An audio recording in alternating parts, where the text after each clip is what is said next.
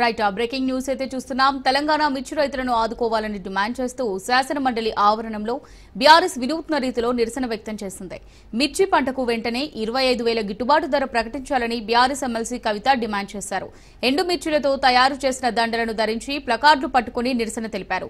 తెలంగాణ రాష్ట్రంలో గత సీజన్లో 4 లక్షల ఎకరాల విస్తీర్ణంలో మిర్చి సాగైతే ధర లేక ఈ సీజన్లో 2,40,000 ఎకరాల విస్తీర్ణం తగ్గిపోతుందని ఆందోళన వ్యక్తం చేశారు.